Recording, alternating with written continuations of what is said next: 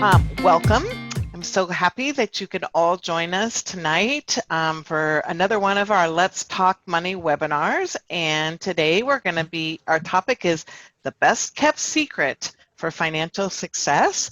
And I'm really happy to be able to have this opportunity to share with you some of the things that I think are good, helpful strategies to move you towards financial success. And just to introduce myself, I'm Kathy Sweedler. I am a consumer economics educator and I work with University of Illinois Extension. My region that I often teach in are Champaign, Ford, Iroquois, and Vermilion counties. Seisha is off today, but Kamaya, would you like to introduce yourself? Absolutely. My name is Kamaya Walls-Bichard. I have the same title and role as Kathy. The areas that I usually serve are Livingston, McLean, and Woodford County. We're so glad to have you all on, and we're going to have a wonderful discussion. All right, great. And we're also joined today by Emily Harmon, who's going to be helping us out in the chat. And as we go, while I'll be doing a lot of the talking, Kamaya and Emily are important parts of this webinar team, and they'll be answering questions and sharing resources in the chat. So if you haven't already found your chat button, please take time to do that now. To me, it looks like a little speaking bubble. You can click that open, and then you'll be able to participate in the chat as we go along. And one of the things I thought we could kind of just kick this off, warm up a little bit on the getting our heads thinking about finances. And I thought I would ask you all, what's the one thing you're not willing to buy cheap? So I know we save money on a lot of things and look for the low cost, but there's usually something we're not willing to buy cheap. I'm seeing tools, food, shoes, cosmetics, plane tickets, toilet paper, and other things. And just a reminder, if you're just coming in, we're using the chat and we're not going to have people's mics open. Is my mic giving us an echo, or are we okay? You are okay. I think somebody else's mic was open. Okay, So, all right. yes. So one good reason to keep our mics muted is then you don't have that feedback happen. So lots of good ideas in the chat though. Laptops, car repairs. So, even when we talk about being frugal and watching where our dollars go, keep in mind that there are things that are important to us and that we enjoy getting the best of it. So that's a big part of using our money wisely, is enjoying parts of it. So what we're going to be talking today is about a variety of things, all working towards that idea of what is financial success. And we're going to talk about things like financial goals, being conscious of your spending decisions, balancing short-term and long-term goals, understanding how to comparison shop and why I think that's important, watching for those too good to be true things, and not forgetting to ask for help when we need it. Okay, so that's where we're going with tonight's presentation. And one more try on that chat just to make sure we're all awake and ready to participate. And I'm curious, what county are you logging in from today? And if you're out of state, which we already know there's a few people who are out of state, go ahead and put where you're from. That would be exciting to us because it's always fun. Lots of people here. I see somebody from Washington, Minnesota, Champaign, more Minnesota, Livingston. Good representation from East Central Illinois. Anywhere else? New Jersey, Lake, way up there. Okay. It helps us, I'm asking this one because I just love seeing where people are coming from, but also we're really, as we do more and more webinars, looking at how do we report on where our reach is. And so this actually helps us quite a bit to understand who's finding out about our webinars and choosing to attend. So there is a rationale behind it as well. All right, so if you didn't get a chance and you want to put it in the chat, do it anytime. All right, financial success. To me, it starts with goals and thinking big, dreaming big. So not just, what am I going to do tomorrow or in a month, but kind of down the road. Where are you going to go? Where do you want to be? What does it look like? And I really encourage all of you, sometime when we're not on a Zoom call, probably because this may not be the best place for it, to give yourself some time and space to do a little dreaming and think about what is it that you would like to see down the road, and then how we'll move from there to how do your finances help you get there, right? And so this is just something that I talk to people about in a variety of different ways. And I wanted to share with you some of the pictures that people who participate in a class that I teach have drawn. So sometimes we talk about writing financial goals, but I think sometimes drawing them out or making lists, if you don't have to be a great artist, gives you a little more freedom to dream big. We don't get so crunched down on the dollars. We're just thinking, like, where would I like to be and what would I like to do? I really think that knowing your dreams and your goals helps make managing your finances much easier, because then you have a reason for it. You have a purpose to what you're doing. So while it may be something you're like, oh yeah, that, honestly, I'm going to just keep bringing it up because I think it matters and I think it makes a real difference. So I would encourage you to take some time to do a little bit of dreaming and then draw a picture or whatever helps you do a visual picture of it for you. If you're interested, just to let you know that there's a class online, and that's where those pictures came from, was the students who are participating in that online class from around the world post pictures on our Facebook page. And the class is called Financial Planning for Young Adults, which I teach, as well as another professor from University of Illinois, Nick Paulson, and Charles Chaffin from the Certified Financial Planning Board. So a little different perspective on how that class is taught, but a lot of similarities as well. Okay, so we talked about drawing a picture, and for some people that works. That's a really great way to think about their goals and their dreams. Another strategy for kind of getting clear about your goals is to write SMART goals. And we probably have talked about this in other webinars, but I know some people are on for the first time. So I just wanted to talk for a minute about it, that SMART goals help us because they're specific, they're measurable, they're agreed upon. So if there's another adult that is cooperating with you on finances, it's always good when there's agreement, makes it easier. They're timed, like when do you want to have them done by? And then in the process of writing them, you can think through, are they realistic, or do I need to change some parameter in order for them to be more realistic? So let me give you an example of what I'm talking about. So here we just have a couple of examples of possible financial goals. So perhaps somebody wants to build emergency savings and they decide they'd like $1,200 set aside, and they're going to work towards that in the next year. So that comes out to $100 a month. The nice thing about breaking it down to how much it is per month or per week is it becomes much more easy to see, is it realistic? Can you think of how you're going to find $100 a month? Is that feasible? It's $25 a week. For some people, that might sound like, oh yeah, that's easy. For somebody else, it might be like, well, I'm going to have to work 3 hours of overtime each week to achieve that. If it's not feasible, then it's okay to adjust it. Give yourself more time to build up that emergency savings, or to decide that you're not going to have quite as high amount in emergency savings to start off with.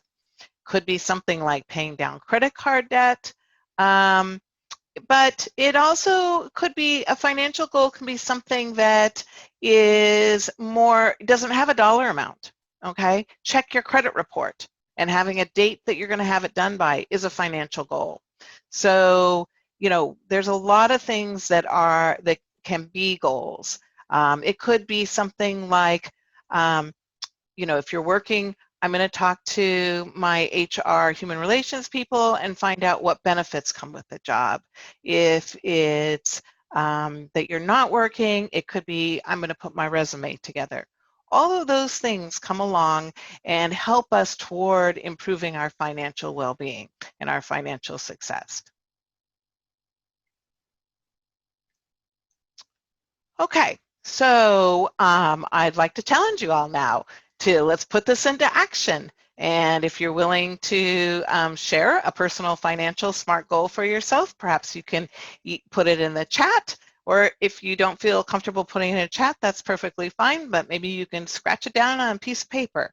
So just to get yourself started thinking about what would be a personal financial SMART goal for yourself. And let's see if we get some ideas. Have the house paid off in 9 years, a down payment for a house in 3 years. Housing is important. I'm still working on refinancing my house. Been doing that for a few weeks here, but we're getting closer. Okay, high savings rates, preparing for retirement. And I like these, they're specific, they've got a time frame. They're things that, you know, can be big and small, bringing lunch to work on a daily basis. That's a great goal. They don't always have to be humongous things. All right, these are wonderful. Okay, I'm gonna let that keep going while I move along. Put money away each month for a trip to Antarctica in 2 years. That'll probably be, that would be great. I haven't been to Antarctica. I would like that. All right, moving on. We got a lot today. Some of this stuff we started talking about in our first Let's Talk Money webinar, Who Are You with Money? I know that some of you were on with us, but we also have new people. So that was recorded, and we're putting the URL is showing here on the screen, and I'll be in the chat in a minute, so that you can go listen to that recording if you want to think a little bit more about how do you manage money and who are you in your relationship with money. We started talking about this 5 steps to spending plans in that webinar, and I bring it up again today because one of the things that I really think is an important strategy in terms of leading to financial success is being conscious of your spending decisions. So being aware of how you're spending money and where it's going, I think is really important. And spending plans are a tool that could help you possibly with that, being more conscious of your spending decisions. Now, we're going to talk about the fact that sometimes spending all aspects of the spending plan may or may not work for different people, but some piece here is likely to work for you. And I'm going to try to share a bunch of different ideas too. I'm not expecting that everybody's going to like all these ideas by any means, but I'm hoping that you each find a couple of things that make sense to you and that fit into your life and might be helpful. So we've been talking about setting financial goals, and the one that I want to pop back up to is know what's important to you. So we talked about this a few weeks ago and talked about how important it is to think about how your values, the things that are important to you, affect your financial decisions. And again, one of my secrets to success, which the little dollar coin there is my little key for that, is that one of the things that I think is really important here is the more you can correlate your values with your financial decisions, I think the more satisfied you will be with your financial decisions. Sometimes when I'm feeling out of sync, I have to step back and think about my values again and whether or not my financial decisions are lining up. And if they're not, that might be a good clue that something should change, or I need to at least rethink what I'm doing. So this is an activity that where you can kind of think through what are your top values and then relate them to how you are or are not making decisions that back that up. Okay, so being conscious of spending decisions, what does that really mean? Well, it's thinking through your goals. It's thinking about your expenses, where your money is going. It's thinking about your income sources, and from all that information, then we can start considering whether we want to put together a spending plan. It's really a process. Okay, so before I kick into this next piece, I kind of just wanted to get a sense for who's in the audience and what your experiences already are. And so I'm going to launch a poll here, and I'm curious if you could please answer the poll that best describes, choose a phrase that best describes your behavior about tracking expenses in the past. And tracking expenses to me means recording your spending, including small amounts, and by categories. So maybe by transportation or by clothing or by food, things like that. So let me launch this poll and we'll see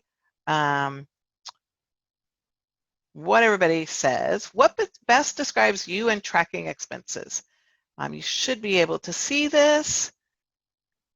Great. Everybody figuring out that they can answer these questions. Now we may be slightly slanted in our in these answers because we have quite a few people who are training to become money mentors on, and I find they slant my polls sometimes. So let's see how we're doing. I'll give everybody about 2 more seconds. All right, we're gonna end the polling, and I will share the results for you.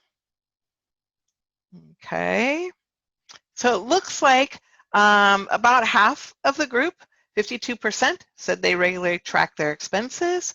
19% said they've tracked their expenses for 4 weeks or longer but aren't tracking right now. Another 16% had tried it out, and 14% had not tried it out. Okay, that's a pretty good distribution. Thank you for participating there. I'm going to stop sharing there. Okay, put that down. All right, so that gives me an idea of what kind of experiences we have. Let's talk a little bit about tracking expenses. So tracking expenses is really a huge important strategy in my mind when you're trying to figure out where your money goes. Sometimes we just really don't have a great sense of all the spending we do, and not that it's right or wrong, but just where is it going? Typically when I ask people, they can tell me exactly how much their mortgage or their rent is. You know, that's a nice monthly amount that tends to be the same. But when I say, well, where'd the last $20 you took out of an ATM go? People are not quite as clear about that. So what are some of the different tools or ways that you might have used to track expenses? Or maybe you've seen somebody else do something. We can put those in the chat as I talk here.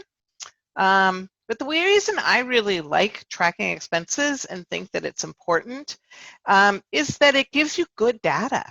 And once you have good data, then you can look at it and you can decide, like, is this where I want my money to go? Or is there a different way that I could be spending my money that would give me more satisfaction, that would just make me happier with things? So we're getting all kinds of good ideas in here, spreadsheets, some database programs, some apps like Spending App and YNAB, Mint. Some people track it in their head. Okay. So, I like the response. I like the response about asking for receipts. It's like very different ways in how people are doing it. Yes. The cash tracker sheet as well.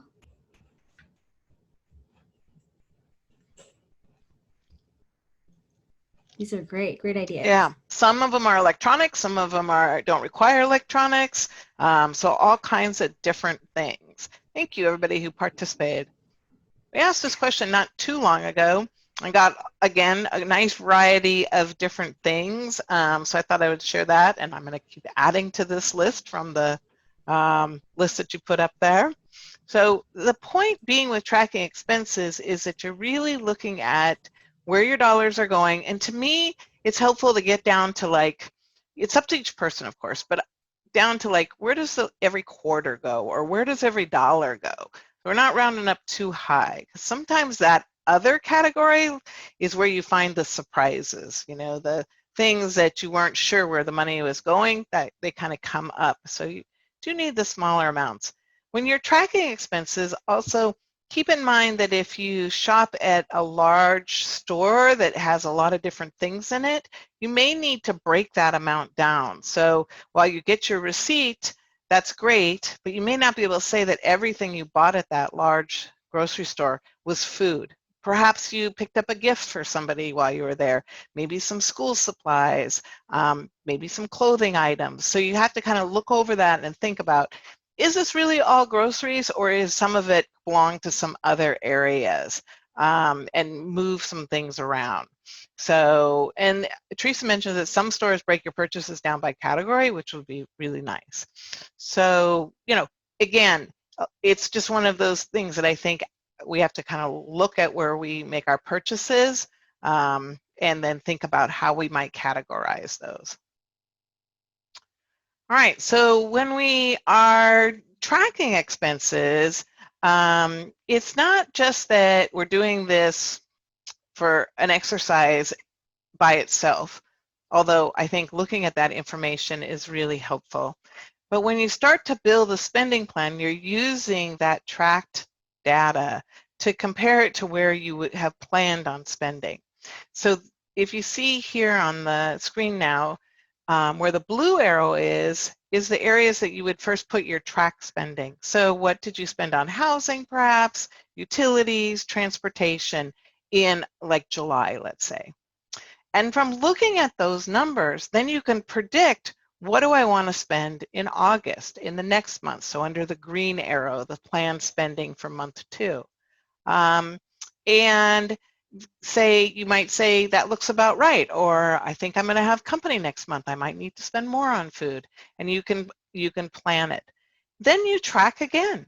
August, keep track of it and see how close were you in the amount that you planned to spend versus how much you actually spent, or the track spending. And given this flow of information of tracking, planning, tracking, then you start to be able to shift things if that's what you're looking to do. So maybe, as I saw some people had in their goals, that they wanted to increase savings, whether it was in order to buy a house or to take a trip. And so by doing this, you can start shifting dollars into the savings category, rather and by looking at where are there areas that you feel comfortable spending less in. So it's really, I think of a spending plan or a budget as a working document. It's not something where you get it right or you get it wrong. It's something that gives you information so that you have the ability and the information needed to move dollars around to better fit your goals. And so that's why I like to call them a spending plan instead of a budget, actually, because I think for many people a budget has a negative connotation, like I did bad, so I will put myself on a budget, whereas a spending plan is more like, what do I want to do and how am I going to get there? Okay. And I'm going to stop for a minute because I see there's a little bit of conversation about apps being vulnerable to hacking, and I think those are, you know, we need to all find a thing that's comfortable for us. I do think that well-known financial apps that are rated well by and have lots of users are probably safe. I consider them safe. I do think you also have a responsibility to keep your passwords on them and make sure that if they're on a smartphone that you're keeping the updates that you receive for that app up to date, because a lot of times the updates have security things in them. So it's just something to think about. I'm not saying that's something everybody has to do, but they can be useful. Yep, it's still data about you. So again, it's a matter of finding what is comfortable for each person. I really don't see finances as being one rule works for everybody. I think we have a lot of different options and a lot of different financial tools, and it's a matter of finding the ones that you like and you're comfortable with and work well for you. Okay, so this is a more kind of give you an idea of a traditional looking household budget. This is an Excel sheet that you can download from U of I Extension, and it gives you a way that you could modify. If you download it into Excel, it's a spreadsheet, you can modify these categories, you can keep track, do all kinds of things. And there's lots of different budget sheets and apps that you could use to do electronically. I do want to make a point that while I think it's very important to be conscious of your spending decisions, a traditional budget like this doesn't work for a lot of people. It can be very frustrating for a lot of people. And I've actually talked to probably more people that don't like to use a traditional looking budget scenario like this than I've talked to who like to. That doesn't mean that if it works for you, that's great. But the point isn't that you get this to always balance and work perfectly. The point is, does this help you be more conscious? Is it raising your conscious level when you do buy something or you make a financial decision? Is it helping you plan? Is it helping you reach your goals? If it isn't doing that for you, if looking at this makes you uncomfortable, it makes your stomach clench, then don't use it. Find a different way to be conscious of your spending and a different way to plan. Many people who are successful with their finances have never done this kind of a written budget. It is not actually research-based. I can't find any research that says the budgets work for, and lead to success. The research does say that thinking about your goals and making plans does lead to financial success and to people having higher financial well-being. So a lot of times we want to jump in and do a budget and try it out. If you've never tried it, who knows? It could be very great for you. It could really help you see where money's going and have a plan. But for other people, it just might not be as comfortable or the best mode. So I just wanted to throw that out there. And just to add to that too, Yeah. Kathy, one thing I usually say when I'm working with individuals too, with this kind of traditional budget, serving as a guide, and it can help you with like your categories too. Because sometimes when you're like trying to think, think of coming up like, what are my categories? What are the things that I'm doing each month? Even though you are doing them each month, sometimes it's hard to come up with it. So I usually say you can use this as a guide to help you with like categorizing, and maybe there's other things in there that you need to add, like pets and other expenses that might not be on like this sheet. So just use it as a guide.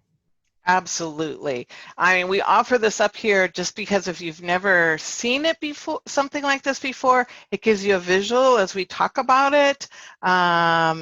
But you've got to make it work for you and to think about how it does it. So lots of good budget tools out there. You can Google it and find all kinds of different ones. But this is a place to start thinking about it. All right, great commentary going on in the chat. I think I'm going to keep moving given my time. All right, so when I talk to people and when I've done budgets myself, which I will say right off the bat, I have done budgets at times in my life. It's been very helpful. Right now, I haven't done a budget for a long time though. When I needed that information, it was great. Right now, I don't need it as much. I think if I changed life transition, like if I moved into retirement or something, I might do it again for a little while just to handle that transition. But again, different experiences for different people. But there are some sort of common things that make it challenging to have to make a spending plan always work for you. And I want to talk about those so maybe we can avoid some of those challenges. One is we talk about things as though they happen every month or every time period. So a spending plan or a budget is often on a monthly basis, but it could be on a paycheck basis. It could be on a college semester basis. It could be on a year basis. There's no set thing that is magic. But there are also, if we look at it over a year, things that come up occasionally, and sometimes they're referred to as seasonal expenses, and they tend to be relatively significant. So I'm not talking about you decide to stop and pick up a cup of coffee, but something bigger than that. But they don't occur regularly for each of your budget time periods, and so it's easy to forget about them. And when they do come up, then they could be kind of a surprise, and it can be a challenge to find the dollars for it. So for example, we're coming up on a big seasonal expense time period for many families, and that's back to school costs. So comes around once a year and can really add in. Maybe you can put in the chat, what are some of the occasional or seasonal expenses that your household experiences? Joan mentions that she's been tracking subscriptions, car insurance, holidays like Christmas, dentists, property taxes can be a big one, estimated taxes, car insurance and glasses. So all these different vet visits, home repairs, car repairs. These is a great list, guys. So you're doing great there. Keep it going. Those are the kinds of things where, you know, in a way we know it's going to happen. Like there will be a car repair. Sometime this year I'll be doing a car repair. I'm not sure what month it'll be, but it'll happen. So, you know, but it may not be in my budget plan. So how do we deal with this? There's different ways. One, being aware of them, kind of making yourself a list of what are your occasional expenses and do they happen during a certain time period. So I have so many family gifts in November. So, you know, to me, I have to remember November is going to be high on that amount. And so this is just an example that somebody of one household's occasional seasonal costs. You can see some of those. And then one strategy is to total up what all those occasional costs are, and some of them will be estimates, like car repair estimates, and then divide it by 12 and put that 12th amount into savings each month. Now it'll take a little while to build up, but once you have that in a separate savings account, then when that car repair comes up or your car insurance, you'll be able to pull from that account. The money will be there and you'll be able to use that to pay for things. That's one strategy to get around these unexpected but occasional or seasonal expenses. So, all right. Another thing that I know can be a real challenge for people is when does a bill arrive in relation to your paycheck? And so one strategy is to sit down and write out, when does your big bills come in? When do you have to pay rent? When do you have to pay your car payment or your student loan payment? When does that happen? And then compare it to when you receive your income. Especially if you're paid twice a month, then you may find that many of the large bills are lumped into one paycheck period and not the other, and that might not flow very well. So you may want to either call and change when some of those bills are, or be aware and set this money aside. But I've found for many a person that by moving when a bill comes in a month, it just helps very much with the flow and makes it easier to make the bills payments. And typically, people that are sending the bills are more than happy to move those dates around for you. Okay, so another strategy to consider. Another thing I want to talk about is we've been focusing on expenses, but income is a very important part of a budget situation. And so tracking income is as important as tracking expenses. And we want to think about, you know, any salary that you're receiving regularly, but as well as other income sources. So most people have more than one income source, or it's very common. And there's been some research starting on this area and finding that even people who have an annual salary that's just sort of divided up into those 12 months often have other income that's coming and going. And they found that when they looked at it, that people's income kind of went up some months and then dipped down other months and then back up. Unfortunately, the expenses didn't follow that curve, all right? So you might have a month with low income and high expenses, and then it flip-flops. So being aware of what your income looks like and how it changes over time can again be very helpful when you're trying to plan your spending and be conscious of your finances. So just a real basic worksheet can help you kind of think through that. And so we're putting that in the chat too. But the idea being here that if you think about it, you know, what's your income look like in August? And does it change in December? Some people pick up extra work over the holidays. Other people who might work outside mostly might have less income in the winter months. So it's worth kind of thinking about how is it flow and where does it add in there. I know right now is a really hard time for a lot of people. A lot of people are unemployed or not working having as many hours or as much salary coming in. It may be useful for you to take a look at what did you make last year in August, and what do you expect to make this year in August? And then be able to do some planning of spending to compensate for that. So it can be really hard. I'm not saying that this is an easy thing to do, but sometimes having that information in front of you can help you think through what your options are and which direction to go with it. So just wanted to share this idea. Okay, so we've talked a lot about expenses and managing the money, and hopefully you haven't all gotten totally overwhelmed. It doesn't have to be that complicated.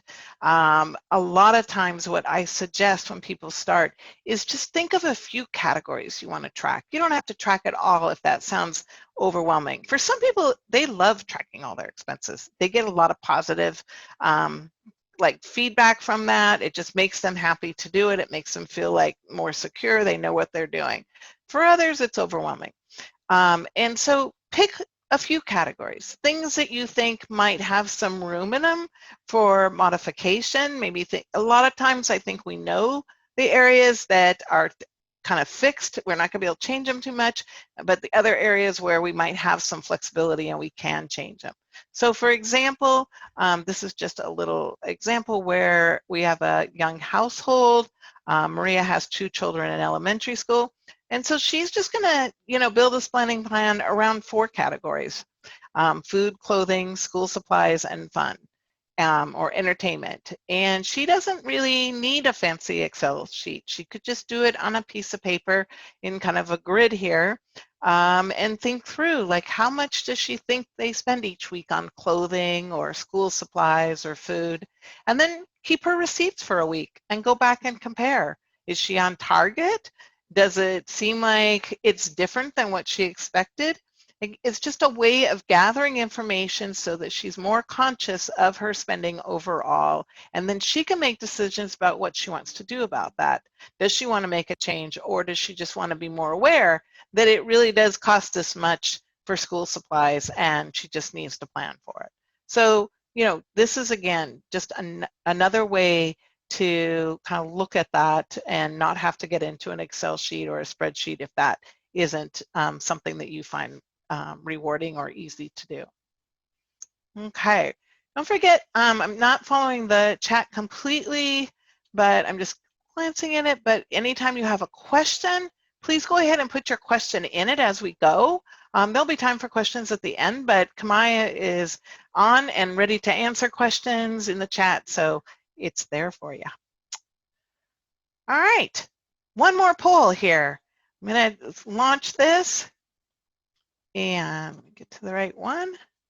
And my question is for you to please reply to the statement, "I will track my expenses." And I'm going to take a sip of water while you all vote.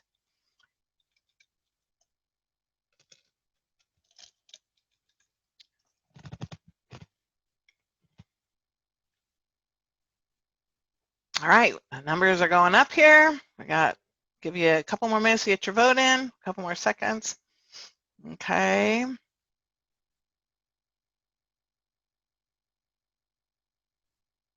Okay, I'm going to end that polling and share the results with you.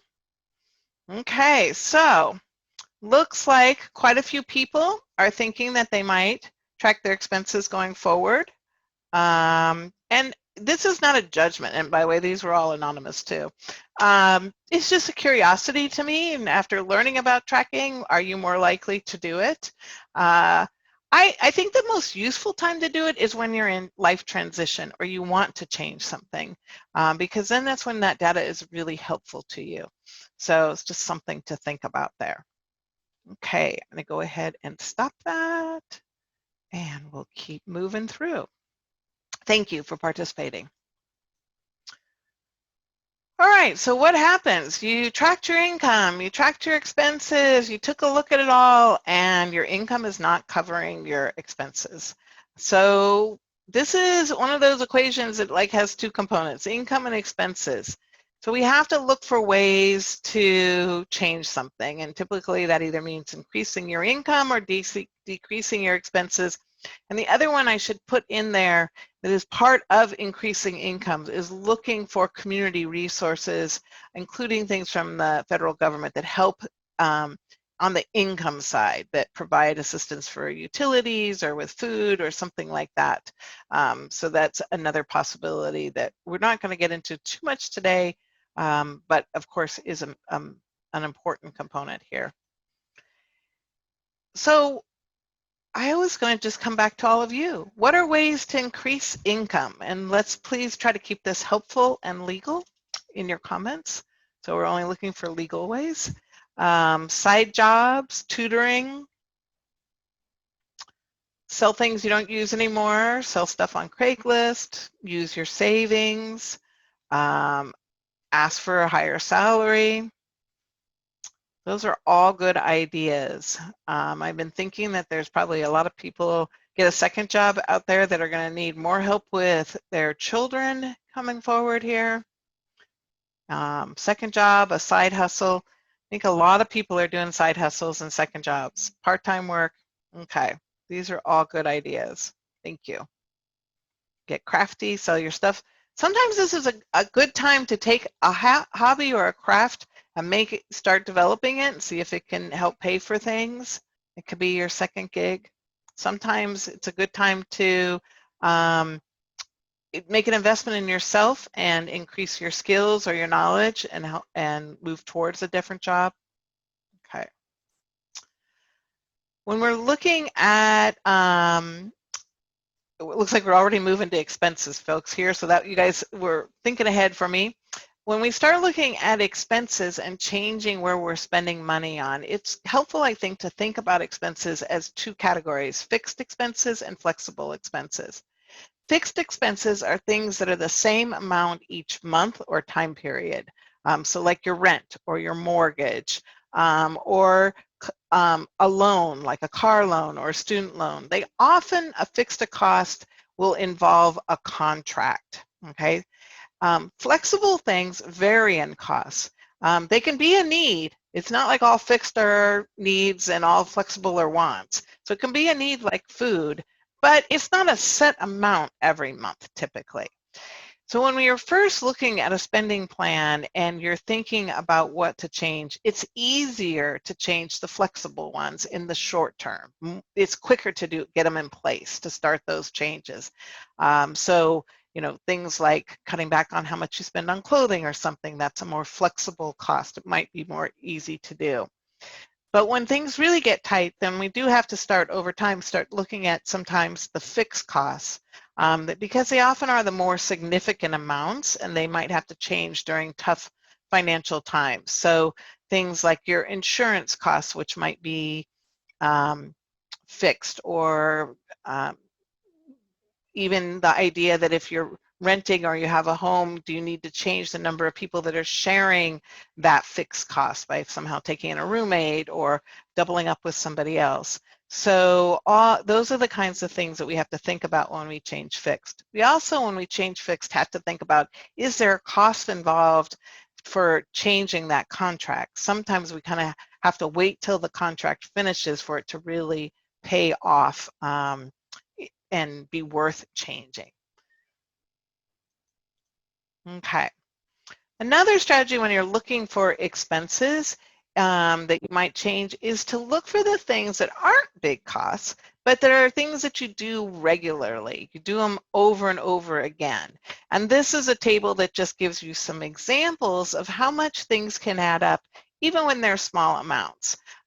So just to pick on like a soft drink, if you stop and pick up something cold once a day, could be $1.50, comes up to being almost $550 a year. So again, I'm not saying that any one of these things are things that you should get rid of. This is not my message at all. It's just that we might not be as aware of how they add up over time because they don't have a large dollar amount each time that you do them. So these are just some things to kind of think about. And then of course there's a lot of other things that may be that you spend money on regularly but don't have a large amount. So it's worth looking at those. Along this line, I think somebody mentioned something about streaming services earlier in chat. my husband and I have been going through our credit cards very, very carefully, line by line lately, and trying to get rid of some of the charges that happen every month. We maybe have subscribed to something. We might have, that we're not really using anymore right now. We liked it when we started it, but not now, and getting rid of those. I'm just trying to clean some of those out because they do add up over time. And if we're not enjoying it, then why are we still paying for it? Okay. Another strategy is not to get rid of something, but to maybe step down the costs. And I'm going to use my favorite example, which is coffee and cappuccinos, because that's what I love to spend money on. Although lately I really haven't been able to do that so much. But let's say that you were a person that was spending getting a cappuccino every day of the week for about $4.50. That'd be over $1,600 a year. Now, as much as I like my cappuccino, maybe if I wanted to save for a trip, I would rather not have cappuccino as often so I could go on a trip sooner. So, but instead of completely cutting it out, I might decide I only get 2 cappuccinos per week, $545 a year, plus a little bit of coffee at home. Or maybe I'm willing to just have coffee from home, and then it would just be $109 a year. This is just estimates. I don't want to hear that the dollar amounts are a little different somewhere else, just illustrating that you can step down a cost rather than just get rid of it, and sometimes that's a really good strategy as well.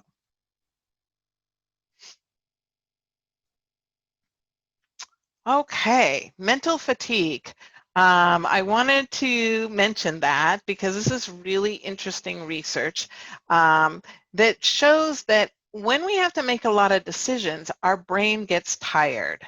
And so if we're out having to do a lot of shopping, whether it's in the grocery store or somewhere else, over time, as you make decisions like which cereal do I buy, or how much do I want, how many bananas am I going to pick up, each of those decisions actually takes some mental energy. And when you have made too many decisions in a day, then your brain gets tired, and things like other behaviors that aren't necessarily the ones you want start to happen. So you might act impulsively. You might just do nothing. You may not be able to make any more decisions that day. You might start making mistakes. Your willpower goes down. So Emily just put an article in the chat out of the New York Times, and this is a little bit old, but I just think it's a great article that talks about decision fatigue, mental fatigue, and how it plays out and research around it. So I just wanted to share that with you and remind you that if you're making big purchases, don't do it while you're tired, and don't do it while you're hungry. They also found that low glucose will add to this mental fatigue. So you want to make sure that you're not shopping when you're tired and you're hungry, because you may end up purchasing more than you wanted to purchase.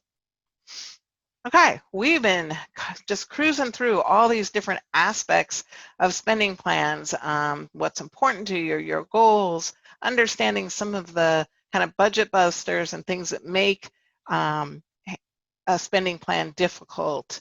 But one of the things I didn't want to skip here was that it's really important when you're doing this plan to stop and give yourself a time to evaluate it. Is your plan working for you? If it's not working for you, what needs to change? It's really not something you could sit down and just make a spending plan one day and then expect that it's going to work for you for the next 6 months. So you really want to have a chance to look at it and keep massaging it, keep changing things till it fits you and it feels like it's helping you reach your goals and manage things in a way that's comfortable for you. Oops. Oh, it doesn't go back well. Okay.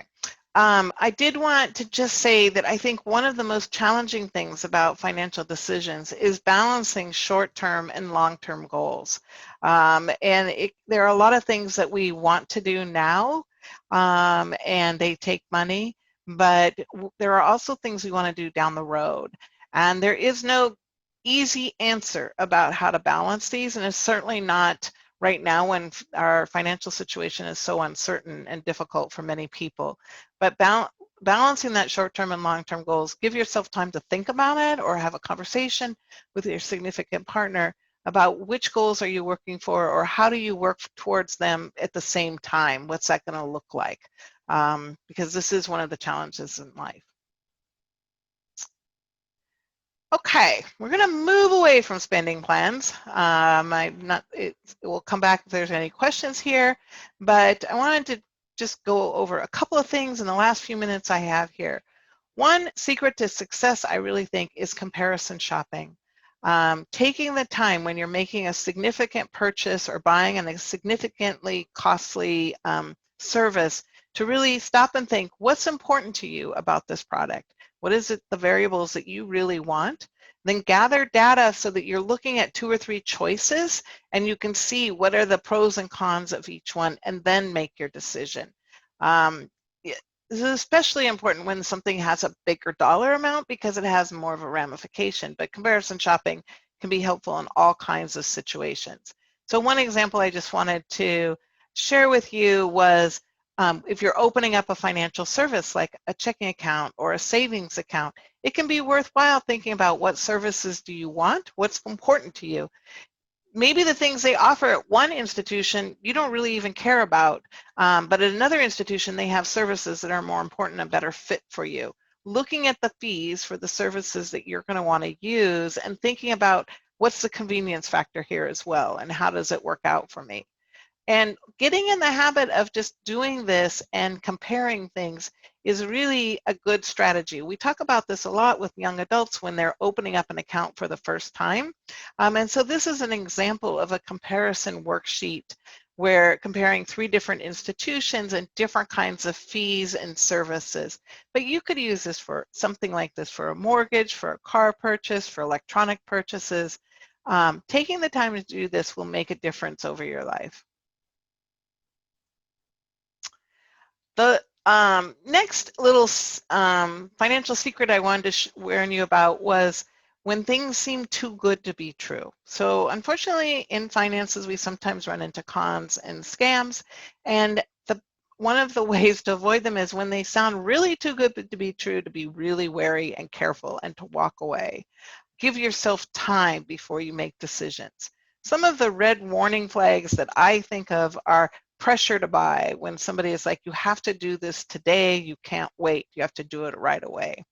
Another warning is when somebody tells you something about a finances is a secret. And I threw this in here for this slide because we've been tracking which webinars people sign up for on the Let's Talk Money webinar series, and most people are signing up for multiple webinars. But the one that has had the highest percentage of people sign up for was the one that was the least specific. It just was called Best Kept Secret for Financial Success. And that really surprised me and made me realize that I need to say, if somebody tells you it's a secret in finances, you should be a little worried.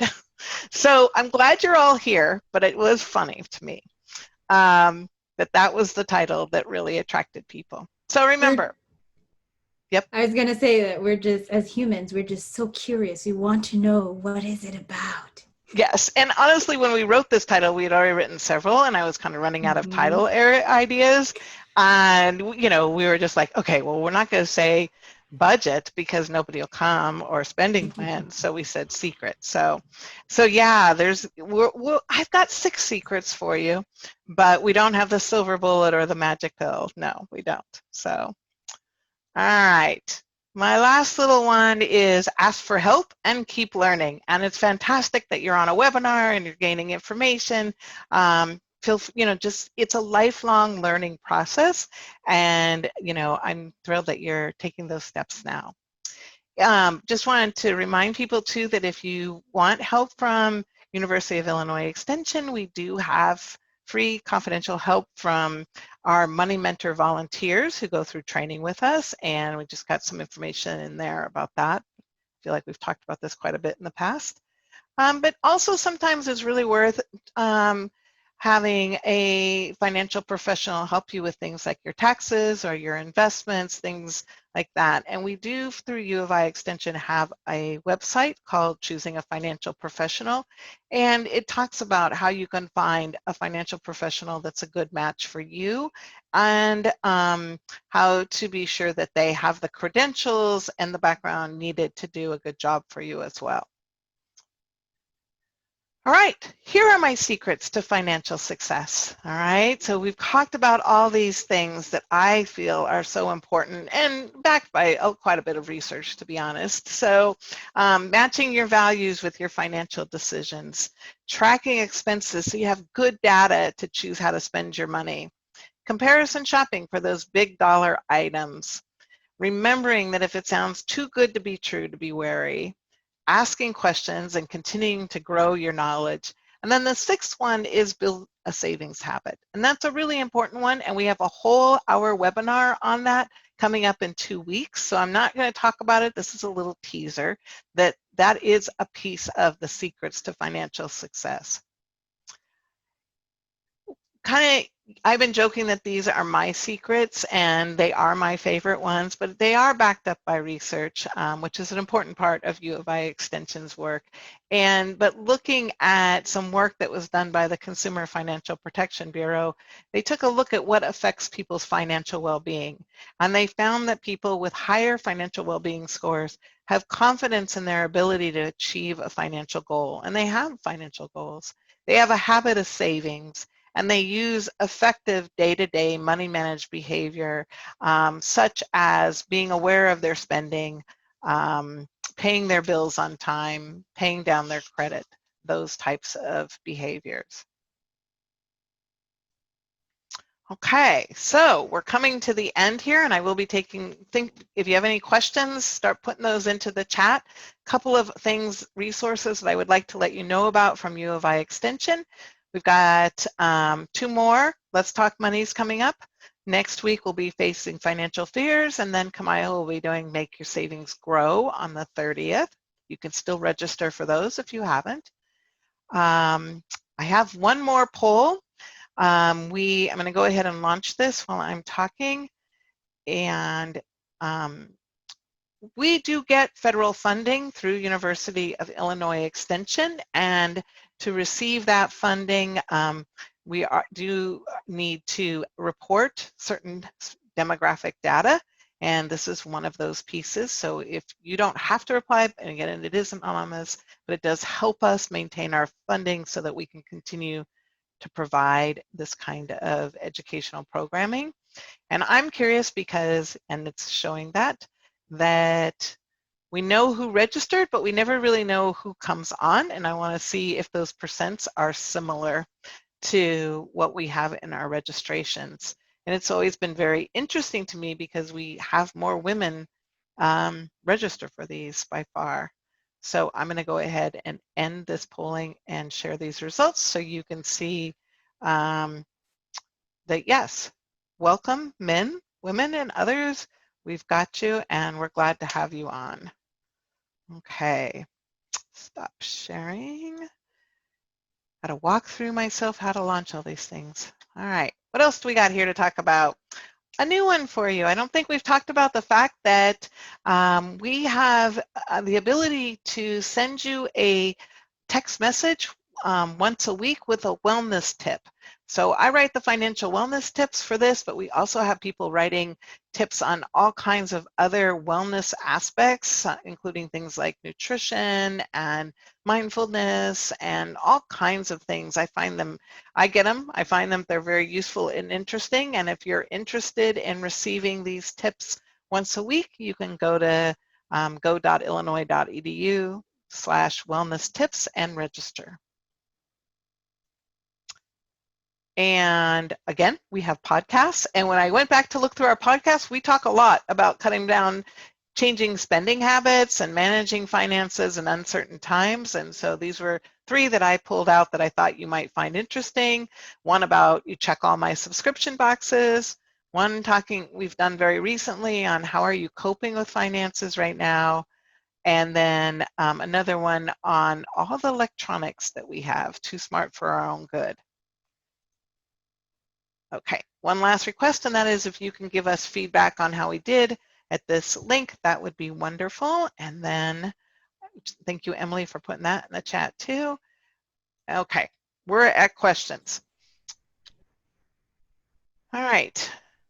Maya, have you been watching questions? I see one we missed. So we had two that we did not answer. The first one was about the Coursera course, if it's just what the age group for the Coursera course. Okay, it's called Financial Planning for Young Adults, and it is a beginning personal finance class, so it is designed for 18-year-olds and up.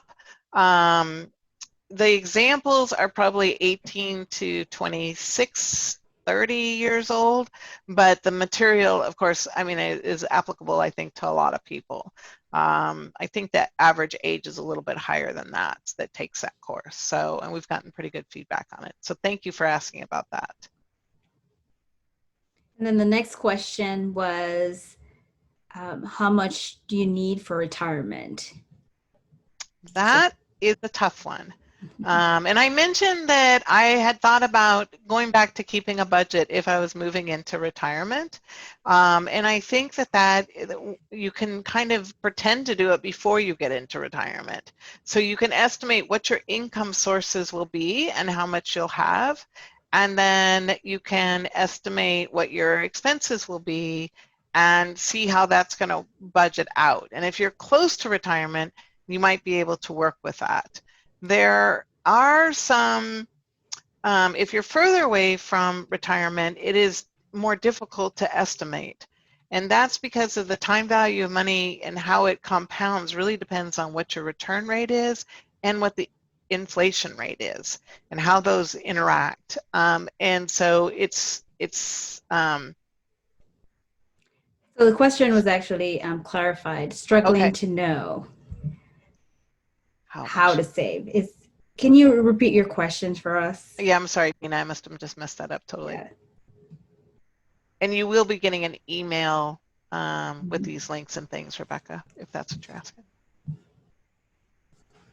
I would agree that it's difficult to know, and I will send out in the messages. I have to look it up. I can't think of it off the top of my head, but there is a calculator that can help you estimate how much you need for retirement, and you can see how putting in different variables can change that estimate.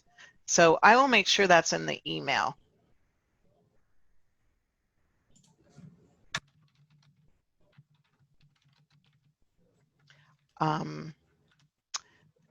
Part of the struggle is also we don't know how, we have to estimate how long we're going to live. Yeah, thank you, Teresa. AARP has another retirement calculator, which is probably, I have to look at that one. I haven't seen it, but I imagine it's good. How long we live also is a challenge. Typically, we want to estimate a little high on that. So, okay. Other questions related to this? There were a lot of great comments in the chat. We didn't get a ton of questions, but if we did miss your question, please let us know. Sometimes they scroll back and we just miss them. Mm-hmm. Well, I'm going to hang out for a bit and see if somebody comes up with a question. And I would remind you all that if there's a question that you don't want to put in the chat, but you want to send it to me by email, that's great. I'll be happy to communicate that way. So I'm putting that in there too.